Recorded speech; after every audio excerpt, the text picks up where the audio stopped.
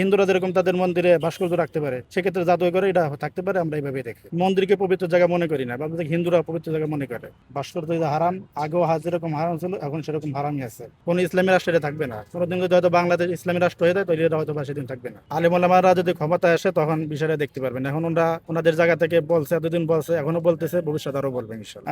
শাপলা চত্বর যেহেতু আমাদেরই একটা অংশ, সেহেতু এই ক্ষেত্রে আমরা কথা বলতে পারি। আর ভাস্কর্য এটা যদি দেশের বিভিন্ন স্থানে এটা স্থাপন করে, সেই ক্ষেত্রে তার বিরোধিতা করা উচিত। বাদ বাকি জাদুঘরে এটা হতে পারে। এখানে যেটা করা হয়েছে ইতিহাস সংরক্ষণের জন্য এই সরকাররা এরা এরকম উদ্যোগ নিয়ে থাকে, সেক্ষেত্রে আমরা আমাদের দাবি জানাইছি।